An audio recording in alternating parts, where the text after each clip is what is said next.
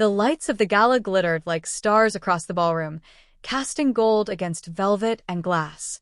Alina stood near the back, smoothing the wrinkles from her simple dress, her heart pounding like a war drum beneath her ribs. Around her, power radiated in crisp suits and designer gowns, but she was only here for one reason: to support her father. "Ladies and gentlemen," the MC's voice rang across the hall. "Tonight, we recognize 30 years of service by one of Malik Global's most trusted executives, Mr. Farid Khan." Applause burst. Alina's father stood proudly on the stage, smile weathered, hands folded, eyes glassy with gratitude. He was a man who never missed a day of work, who packed her school lunches with handwritten notes. This was his moment, until the mic snapped again. Sharper. Colder.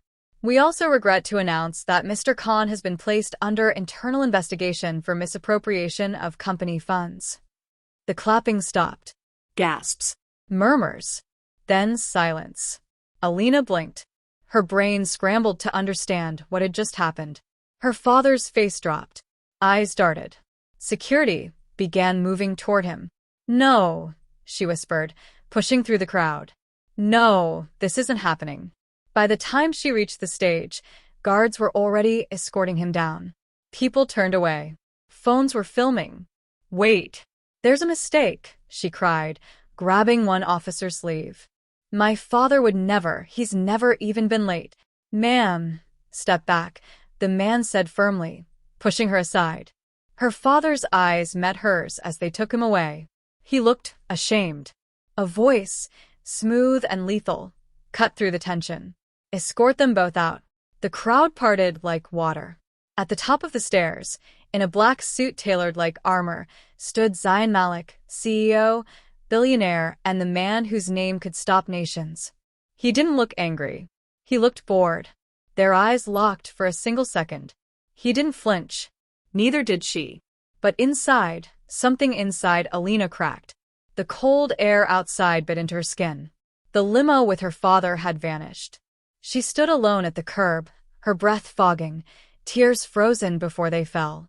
"They set him up," she muttered. "They had to." She fumbled through her phone, dialing a number. No answer. Then another. Then the HR office, voicemail. Legal office, voicemail. And then her thumb hovered over one contact she'd never called before. Zayn Malik. Her father's boss. The man who just had him dragged out like a criminal. She stared at the name for a long moment, then tapped call. She didn't sleep. The next morning, Malik Global Tower gleamed like a blade against the sky. 27 floors of glass, stone, and silence. Alina marched past reception with steel in her spine, her jaw set. "Miss, do you have an appointment?" She was already in the elevator. Zayn's assistant barely looked up as she stormed past. "He's in a meeting." "Then cancel it," she snapped. The doors opened. And there he was. Zayn sat behind a minimalist desk in a glass-walled office that overlooked the city like a throne. His eyes rose slowly, one brow twitching at her presence. "Miss Khan," he said coolly, "breaking and entering is illegal. Though I suppose that runs in the family." She slammed her fists on his desk. "My father didn't steal anything." Zayn didn't blink. "Our audit disagrees." "Then your audit is a lie," she said. "Or it was fed lies." His gaze sharpened just a flicker. He rose, buttoning his suit jacket. "You have 1 minute, Miss Khan." Alina stepped closer, her voice steady now. "Give me 30 days. Let me work for you. Let me dig into whatever files you're hiding. If I can't prove my father's innocence, I'll walk away." Zayn stared at her, silent. "You think this is a game?" he asked, voice low. "No," she said. "I think you're afraid I'll find something." A beat passed. Then a smile, so faint it almost hurt to look at. 30 days, he said. "You work for me. No rules. No complaints. And when you fail, you both disappear." "I won't fail." He stepped so close she could smell the cool spice of his cologne. "I hope you don't," he said. "Because if you do, I won't save you." But behind that steel was that flicker again. Regret? Recognition? Alina turned sharply and walked out, but his voice stopped her at the door. You really don't remember, do you? She froze. What? Zion's expression was unreadable. Nothing, he said. Let's see what 30 days will bring. The glass doors hissed shut behind her, sealing her into the executive floor like a prisoner stepping into a velvet cage. Alina's heels echoed against the marble as she entered Zion Malik's office again, this time not as a daughter pleading for her father, but as an employee leased to a man who didn't believe in mercy. You're late. His voice was razor-sharp, but he didn't look up from the stack of contracts on his desk. I'm 2 minutes early, she replied coolly. He raised an eyebrow, then gestured toward a seat across from him. Sit. Read. Sign. If you last a month, you'll need legal proof that you agreed to this arrangement. She glanced down at the thick folder he slid toward her. Page after page of non-disclosures, liabilities, waivers. There was even a clause about emotional breakdowns not being grounds for termination. How charming, she muttered. I'm not here to charm you, Zion said, folding his hands. I'm here to see how far you're willing to go to clean your father's name. Alina didn't answer. She just signed. Zion watched her like she was a puzzle he already knew the solution to, yet couldn't stop staring at. When she looked up, their eyes locked. Neither blinked. She stood. What now? He rose slowly, his tone unreadable. Now, you prove you're not just another desperate girl chasing a powerful man's favor. She swallowed her retort. She'd learned young how to bite her tongue until it bled. Zion moved toward the door. Follow me. Your first task starts now. The boardroom was colder than the rest of the building, sterile and bright, like a surgical theater. Executives lined the glass table, some with bored expressions, others eyeing Alina with thinly veiled contempt. This, Zion said, introducing her without warmth, is Miss Alina Khan. She'll be working with me directly for the next 30 days. Whispers. A few exchanged glances. She's the daughter of the accountant, one man muttered under his breath. Zion heard it. He didn't correct it. Instead, he turned to Alina and dropped a tablet in front of her. Find the discrepancy in these reports. 10 minutes. If you can't leave. Alina's pulse surged, but she sat down without hesitation. Her eyes scanned the figures, line after line of financial jargon, irregular allocations, dummy invoices. She didn't notice him watching her, not just with curiosity, but with something heavier, unreadable. 8 minutes in, she leaned back. Page 12. Line 4. The account number doesn't match. It reroutes through an offshore shell company that wasn't on the books until after the audit. The room went silent. Zion smiled, just faintly. Interesting. The man who'd muttered earlier looked flushed. That's impossible. It's not, Zion cut in. She's right. He turned back to her. You'll stay. Alina stood, chin lifted, not showing how badly her knees trembled. Was that a test or just your way of humiliating me? He stepped closer, voice lower. Both. Her breath caught. For a second, something passed between them. Something unspoken, dangerous. Then it was gone. Later that night, she stood on the balcony of the apartment he'd arranged for her, high above the city, cold wind tugging at her hair. Her hands gripped the railing. She hated how capable he made her feel, while simultaneously making her question everything. Behind her, the door opened. I thought I said I didn't need a babysitter, she said without turning. Zion's voice was quiet. This isn't a social call. She turned, startled. He leaned in the doorway, no tie, sleeves rolled, something raw beneath his polished armor. I saw you hesitate earlier, he said. She frowned. When? In the boardroom. Page 12. You almost skipped it. She crossed her arms. I didn't. You were scared, he said. But you did it anyway. She didn't answer. He stepped forward, close enough for her to feel the heat radiating from him. That's what makes you different. Her breath hitched. He looked down at her for a moment too long, then stepped back. Don't disappoint me, Alina. And with that, he turned and left. She stood alone, heart racing, the wind biting at her skin. But it wasn't the cold making her tremble. It was the feeling that beneath all his ice something dangerous was beginning to melt. The pen trembled in Alina's hand as she signed the final page. Her name, in dark, decisive ink, sealed a month-long pact with a man who destroyed reputations like chess pieces. A man who wore suits like armor and emotions like ice. Zayn Malik. And now she belonged to his world. He watched her from behind the desk, still and unreadable. The office lights caught the sharp lines of his face, the perfect billionaire, sculpted by silence, built on ruthless decisions. She pushed the folder back toward him. There. Your contract signed. Am I officially your pawn now? His jaw tightened, but the faintest curve twitched at the corner of his mouth. I don't waste time with pawns. Alina stood, chin lifted. Good. Because I'm not playing games. Zayn rose too, slowly, deliberately. That remains to be seen. There was a heat in the air now, not romantic, but volatile. Like two storms facing off before they collide. You start now, he said. There's a charity gala tonight. Be there by 7. I want the board to see you. She blinked. Excuse me? You want me to dress up and parade next to you like someone who has something to prove, he interrupted. You said you wanted to fight for your father. The battlefield begins tonight. She clenched her fists. Fine. But don't expect me to smile for people who watched him be dragged out like a criminal. He stepped closer, his voice low and cool. Don't smile. Just stand tall. The rest I'll handle.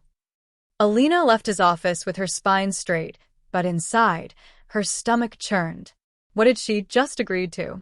The Malik Foundation Gala was held in a glass palace atop the city skyline.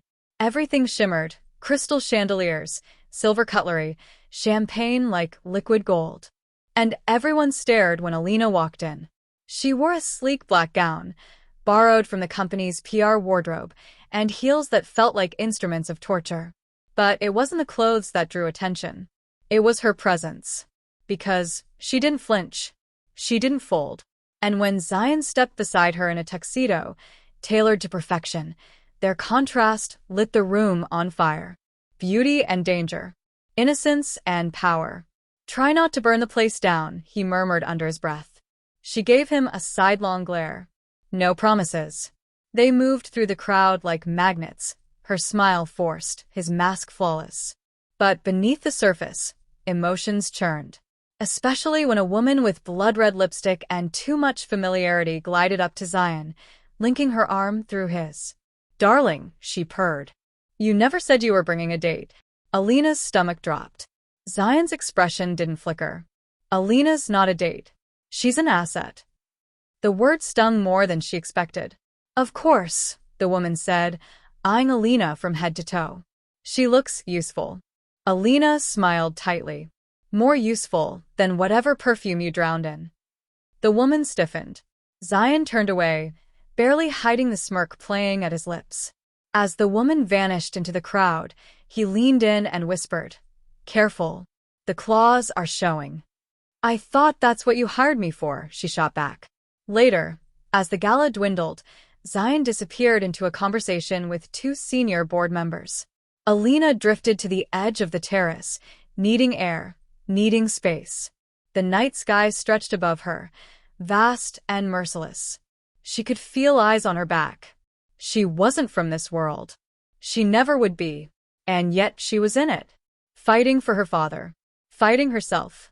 Didn't expect to see you here. The voice was smooth. Familiar. She turned and froze. Amir. Her ex. Her mistake. The man who vanished the moment her father was accused. He leaned against the railing beside her, drink in hand, wearing the same smugness he always wore. You clean up nice, he said. Didn't know Malik liked his assistants this spicy. Alina stepped back, nausea rising. What do you want? Just catching up. It's funny. You always said you wouldn't sell your soul to the corporate devils. He glanced toward Zayn inside. But I guess when your daddy's name is on the line. Walk away, Amir. He chuckled, took a sip, and whispered, Everyone here knows you're temporary. Just like your father's reputation. Suddenly, a shadow fell between them. Zayn. His eyes locked on Amir with surgical coldness. Is he bothering you? Amir straightened. We're old friends. Just talking. Zion didn't blink. Leave. Look, I said leave. Amir hesitated, then muttered a curse and walked off. Alina stared at Zion. I could have handled him. I know, he said. But I didn't want you to. She blinked. Something unfamiliar tightened in her chest. And then he said it, soft but sharp. You don't belong here, Alina. The words cut deeper than she expected.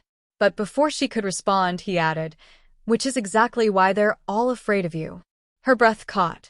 He turned and walked away, leaving her staring into the city lights, shaken, unsure, but burning with something she couldn't yet name.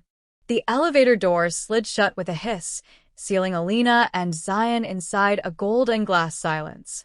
She kept her eyes fixed on the numbers above the panel, each floor passing like a heartbeat. What you did tonight, he said finally, voice low, was reckless. She turned sharply toward him.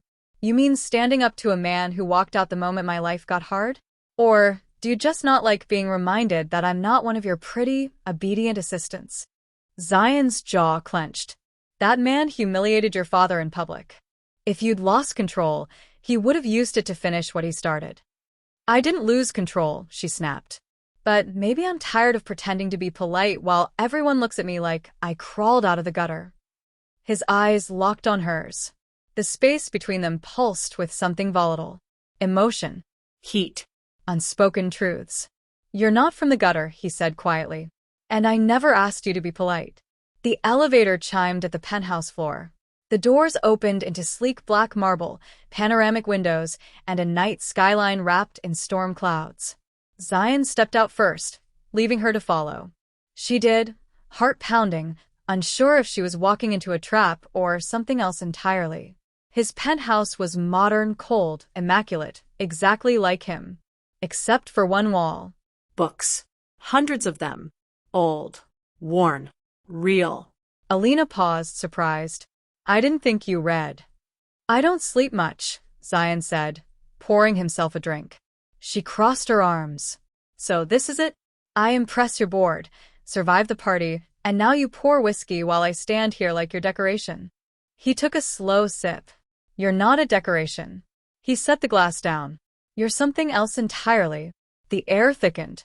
Alina stepped forward, fire building in her voice. Then why do you treat me like some convenient tool? You don't respect me. You don't even see me unless I'm proving something. Zion stared at her. You think I don't see you? A beat of silence. I saw you the day your father was dragged out of that office. I watched you stand in front of him like a shield, shaking but refusing to move. Her breath hitched. I see you now, fighting everyone in this building with nothing but your spine and your eyes. Alina's voice wavered. Then why do you keep pushing me? Because if I don't, he said, stepping closer, you'll never see what you're capable of. Their faces were inches apart. The storm outside pressed against the windows. Inside, another storm raged silently. She whispered, You act like you don't feel anything. He didn't blink. And you act like you don't need anyone. Neither moved. The tension snapped like a wire. But instead of a kiss, he stepped back. Get some rest, he said. You'll need it tomorrow. Alina blinked, stunned by the sudden retreat. I thought you wanted me here for the night, she said flatly. Zion turned away. If you were mine for the night, Alina, you'd know it. The words hit like thunder. Hours later, sleep still didn't come. Alina stood at the floor-to-ceiling window in the guest suite, arms wrapped around herself, watching the lightning fracture the sky. What game was he playing? Zion Malik had been cold, calculated, vicious. But tonight something cracked. A softness beneath the steel. A truth beneath the mask.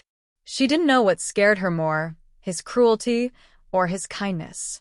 And yet, deep down, something more dangerous stirred. She didn't hate him. She feared how much she wanted him. Meanwhile, across the hall, Zion stood in the dark, watching her through the reflection in the glass. His hands were fists in his pockets. His heart, for the first time in years, felt unarmored. He had broken empires, buried rivals, and won wars in boardrooms. But Alina Khan, she was the one thing he could never control.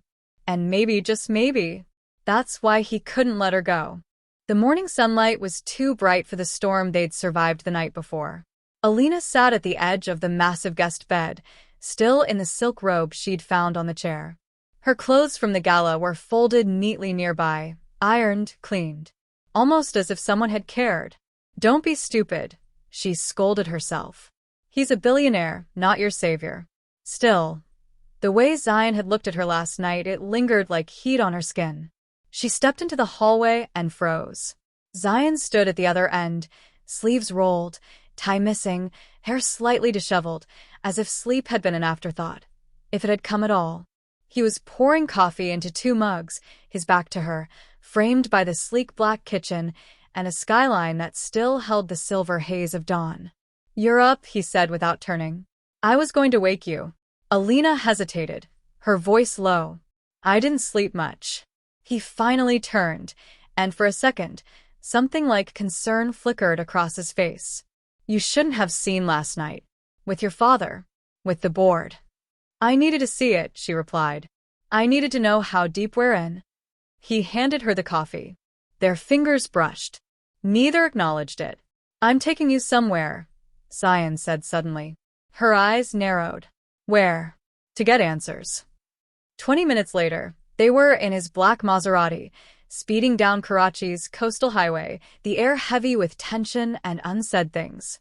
Alina kept her arms folded tightly across her chest, staring out the window. "Why do I feel like I'm walking into a trap?" Zion didn't look at her. "Because you're not used to anyone walking you toward the truth." They stopped outside a worn-down industrial building at the edge of the city. Nothing like Zion's world of glass towers and polished metal. A man in his 60s waited near the gate. Scar on his cheek. Ex-military build. Nervous. Alina followed Zion into a side office filled with old files and dust-coated monitors. The man turned pale when he saw her. Zion didn't waste time. "Tell her what you told me." The man swallowed. "Your father, he never embezzled a rupee." Alina's heart stopped. He was framed. The real culprit?